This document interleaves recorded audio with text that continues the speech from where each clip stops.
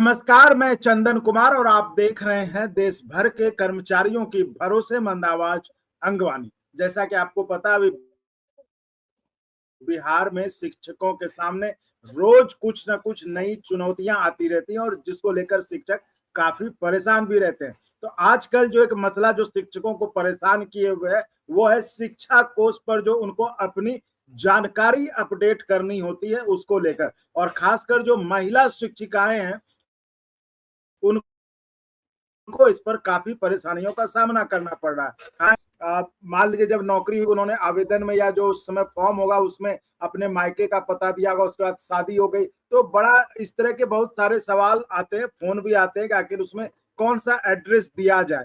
ताकि इन सब पर हम चर्चा करने के लिए हमारे साथ जुड़ी हैं बबीता चौरसिया जी, जो कि अध्यक्ष हैं बीपीएससी अध्यापक संघ की। और इनके बारे में हम आपको बता दें, जब इनकी नौकरी हुई थी और जब इन्होंने अध्यापक संघ बनाया था तो इन पर कार्रवाई भी हो गई थी, लेकिन बहादुरी के साथ इन्होंने लड़ाई कोर्ट तक लड़ी और कोर्ट में जाकर इनको जो जीत मिली। और आज इनका अध्यापक संघ, उस समय पाठक जी का एक समय था जब लोग बोलने से डरते थे शिक्षक, और एक आज समय है कि बबीता जी खुद एकदम कोर्ट में मामला जो है लड़ाई जीत कर आज जो उस बीपीएससी अध्यापक संघ की प्रदेश अध्यक्ष के रूप में आज मतलब एकदम खड़ी हैं कि हाँ भाई बताइए।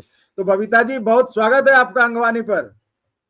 जी जी, बहुत बहुत नमस्कार सर। और इस चैनल के माध्यम से जो भी हमसे जुड़ेंगे उनको भी बहुत बहुत प्रणाम, नमस्कार।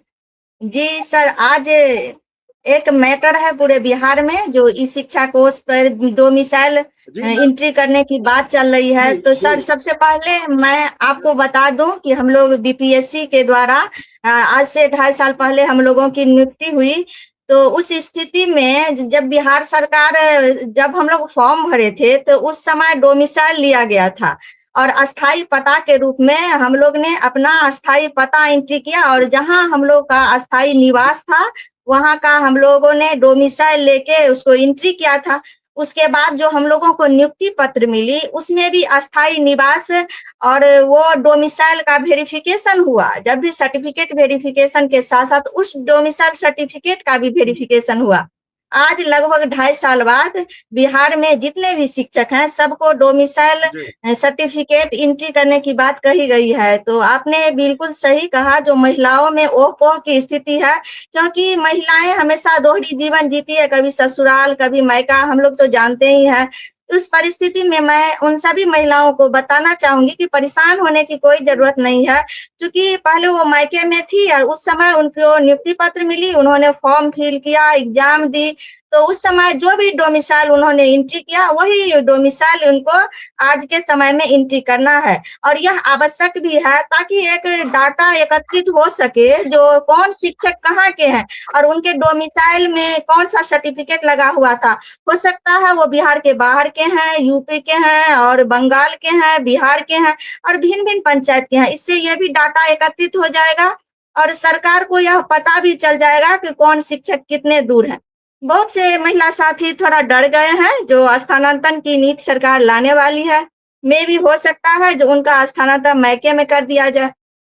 तो मैं ऐसे महिला को आश्वस्त कराना चाहूंगी जो पूरे बिहार में अब जो भी स्थानांतरण नीति आएगी वो ऐच्छिक आएगी। अगर हम चाहेंगे जो नहीं मेरा वहां पे स्थानांतरण हो तो वहां अगर सीट वैकेंट मिलेगी तो फिर हम लोग का स्थानांतरण किया जाएगा। जबरन वाली कोई ऐसी बात नहीं है, इसलिए उनको डरना नहीं है। बस उनको बस एक चीज का सावधानी बरतना है, जो उन्होंने नियुक्ति के समय फॉर्म भरते समय जो भी डोमिसाइल उन्होंने एंट्री किया था वही करें। किसी भी तरह का मिसमैच होने पे आने वाले समय में जो वेरिफिकेशन होगा उनमें उनको परेशानी का सामना करना पड़ सकता है। इसलिए इतना बात का वो ध्यान रखें, जो वो पहले मायके में थी तो मायके का ही डोमिसाइल दें या ससुराल में थी तो ससुराल में का ही डोमिसाइल उसमें एंट्री करें, चाहे वो पुराना हो या बाद में वो बनाई हो, लेकिन वही सेम उनको आवासीय प्रमाण पत्र जमा करना है।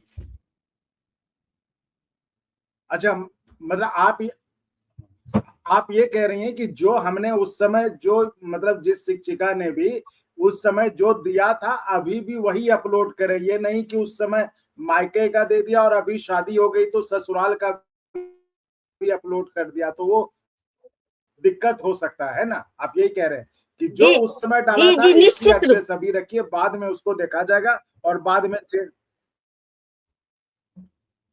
तो चलिए ये आप बहुत बड़ी जानकारी बता रही हैं, और मुझे लगता है कि जो बिहार की तमाम महिला शिक्षिकाएं हैं, खासकर जो दूसरे प्रदेशों से आए और अपने प्रदेश से भी, जो वही मेन तो समस्या शादी को ही लेके हो रही थी कि भाई वो चली गई ससुराल, तब एड्रेस कौन सा दें। तो ये आपने बहुत बड़ी बात बताई, और मुझे लगता है कि तमाम शिक्षिका जो इस तरह की परेशानी से, असमंजस से गुजर रही थी, तो उनको शायद मदद मिल जाए।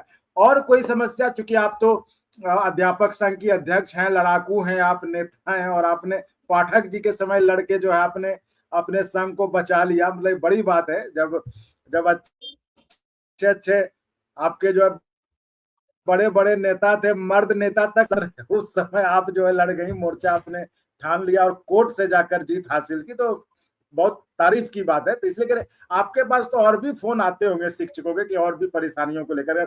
मुझे तो ये जानकारी थी, अगर आपको भी लग रहा है कि हाँ कुछ शिक्षक या शिक्षिकाओं अगर ये परेशानी उनको लग रहा है, तो अगर आप बताना चाहें तो आप खुद से भी बता सकती है कि हाँ ये भी समस्या है जिसको कि लेकर आप इसमें ऐसा कर सकते हैं। जी, बिहार में एक प्रमुख समस्या यह भी है शिक्षकों को लेकर कि बिहार में भिन्न-भिन्न तरह के शिक्षकों की बहाली हुई है। और आप तो चूँकि पूरे देश का मैटर उठाते हैं, भिन्न-भिन्न राज्य से आप अवगत हैं, तो अन्य राज्यों का अगर मुआयना कराया जाए, तो जो अन्य राज्यों के जो शिक्षक हैं, जैसे टीजीटी, पीजीटी, तो उन लोगों को पूर्ण वेतनमान मिल रहा है, और बिहार के शिक्षक को बस टूटी-फूटी, किसी को 25,000, किसी को 28,000, 30,500, तो इस तरह उन लोग में वो की स्थिति है। जब हमें वही योग्यता है, वही क्षमता है, चाहे जिस कसौटी पे सरकार हमें कसे, उसके लिए भी हम लोग तैयार हैं, लेकिन हम लोगों को भी पूर्ण वेतनमान मिलना चाहिए। आज बिहार में तरह-तरह के शिक्षक हैं और लगभग सबका वेतन समान ही है, लेकिन सब एक दूसरे को देखना नहीं चाहते हैं, एक दूसरे से लड़ते हैं।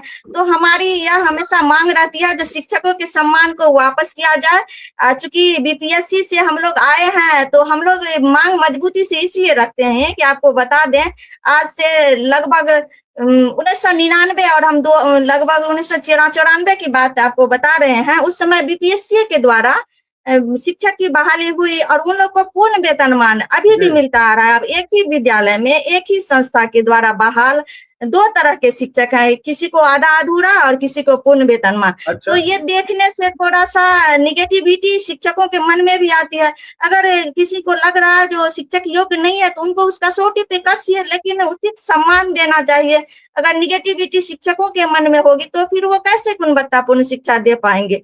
तो ये हम लोग का एक डिमांड है, जिसको मैं उठाना भी चाहती हूँ, ये हमारा अधिकार भी है। मैं यह कभी नहीं कहूँगी जो दूसरे शिक्षक को नहीं मिलना चाहिए, लेकिन ये हर शिक्षकों का ये अधिकार है। ये आप बहुत बड़ी बात बता रहे हो। वेतनमान को लेकर तो मुझे भी लोगों ने फोन किया था, मेरे दिमाग में था, लेकिन अभी आपने याद दिला दिया, मेरे दिमाग से स्लिप कर गया था। लेकिन ये जो आप बात बता रही कि जो 90 या 91 या 95 के समय शायद बीपीएससी से शिक्षक नियुक्त हुए थे, तो क्या उनके वेतनमान में और आप जो हुए उनके वेतनमान में अंतर है? जी, जी, एकदम अंतर है। उनके वेतनमान में उनको 9300 वाला पूर्ण वेतनमान मिल रहा है। जो अभी हम लोग जैसे मांग रहे हैं पीआरटी के शिक्षक जो 1 to 8 के हैं, उनको 6 पे लेवल के साथ, और जो माध्यमिक हैं उनको 7 पे लेवल के साथ, जो उच्चतर माध्यमिक में पीजीटी के शिक्षक हैं उसको 8 लेवल के साथ हम लोग मांग भी कर रहे हैं। और अभी एक मूल बात यह है, जो भी शिक्षक की बहाली हुई है वो 7th पे के हिसाब से नहीं हुई है, बस टूटी-फूटी, किसी को 25,000 तो किसी को 32,000, इस तरह से फिक्स कर दिया गया है। अब हम बहुत सारे साथियों को ये भी डर है कि आने वाले समय में अगर जी, जी। आने वाले समय में अगर अष्टम वेतन का लाभ मिलेगा, तो कहीं बीपीएससी शिक्षक को इसे अलग तो नहीं किया जाएगा। तो ये सब ओह-पोह की स्थिति बनी है, और सरकार की भिन्न-भिन्न समय में भिन्न-भिन्न पॉलिसी ऐसी-ऐसी आ रही है, जो शिक्षकों के मन को तोड़ रहा है और पेच फँसा रहा है। ऐसे में सबसे पहले तो हम अपने हक अधिकार के लिए स्टेबल करेंगे, सशक्त बनेंगे, तभी हम फिर अपने बाल-बच्चे के अधिकार के लिए, जो स्कूल के जो बच्चे हैं, जो भविष्य निर्माता हैं, उसके लिए लड़ सकते हैं। आपके चैनल के माध्यम से हम यह बताना चाह रहे हैं कि ये लड़ाई सिर्फ हमारी नहीं है। मान लीजिए मेरा अब 15 साल कार्यकाल बचा है, और 15 साल में इतना वेतन पे भी मेरा किसी तरह से काम चल जाए, लेकिन कल आने वाले समय में जो हमारे भविष्य के बच्चे हैं, जो हमारे विद्यालय में पढ़ा रहे हैं, उनको भी तो स्ट्रगल करना ही पड़ेगा। क्योंकि उनको भी वो टूटी फूटी वेतनमान दिया जाएगा। आप बताइए सर, आप चूंकि एक चैनल चलाते हैं, जो आज से 2005 की बात हम बता रहे हैं, या 2003 में 1500 पे शिक्षकों की बहाली हुई थी। अब 1500 पे आप कैसे शिक्षक चाह रहे हैं? कोई यूपीएससी बीपीएससी वाले छात्र तो आपके शिक्षक नहीं बनेंगे। 1500 में जैसे शिक्षक आप चाह रहे हो वैसे कैसे आ सकते हैं? वो तो सिंपली जो घर में बैठे लोग थे वो लोग शिक्षक बने, तो उसमें उस शिक्षक का क्या दोष? उसमें तो सरकार का दोष, सरकार के पॉलिसी का दोष था। तो उसी हिसाब से बस हम यह कहना चाहेंगे, जो सरकार निश्चित रूप से योग्य शिक्षक चाहे, लेकिन योग्य शिक्षक को ऐसे वेतन भत्ते अधिकार सुविधाएं भी प्रोवाइड कराएं ताकि वो भी बनने के लिए तैयार हों। कोई बीपीएससी का भी तैयारी कर रहे हैं तो कोई क्यों 25,000 के मूल वेतन पर शिक्षक बनेंगे? उनको तो वीडियो एसडीओ बनना है, क्योंकि वहां पे वित्तीय लाभ उनको ज्यादा होगी, वो तो नहीं आएंगे। तो ये सरकार ये कमियां नहीं देखना चाह रही है, बस सबको एक दूसरे से लड़ा के बस यही उनका मोनोपोलिटी है। नहीं, ये बात तो आप सही कह रहे हैं कि चलिए इस बात से हम भी, और मुझे लगता है कि जो व्यूअर है वो भी इस बात से सहमत होंगे कि भले ही मतलब इसमें ये लॉजिक नहीं कि आगे लोग कैसे गुजारा करेंगे। भाई जब बिहार में ही एक कैटेगरी के शिक्षक को उनको पूर्ण वेतनमान मिल रहा है तो दूसरे को ऐसा क्यों ना मिले? ये तो मतलब देश के कानून में भी नहीं टिकेगा, तो इसलिए वो तो करना ही पड़ेगा। लेकिन ये आपने अच्छी बात की और इसको हम आगे बढ़ाएंगे भी। तो मैडम, ये आपने जो ये एक मुद्दा उठाया है वेतनमान वाला, ये मतलब काफी सुन के भी मुझे लगता है कि लोगों को भी ये बड़ा आश्चर्य लगेगा देश के दूसरे प्रदेशों में, जबकि शिक्षकों की अच्छी खासी तनख्वाह है और जो आप लोगों के लेवल पर उनकी अच्छी खासी तनख्वाह आ जाती है। और ये दिमाग में था, तो चलिए इसको हम क्रमवार ढंग से आखिर ये क्या पूरा मसला है, ताकि इस मुद्दे को हम अंजाम तक ले पाए। तो आपसे हम आगे भविष्य में भी जुड़ते रहेंगे और इस पर हम चर्चा करेंगे आपसे।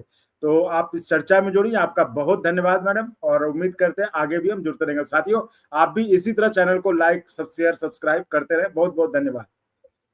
बहुत बहुत धन्यवाद। और अगर आपको अच्छा लगा तो एक बार और आपको मैं कहना चाहूँगा कि आप इसको प्लीज सब्सक्राइब और शेयर करते रहें ताकि हमारा भी मनोबल और सपोर्ट बना रहे।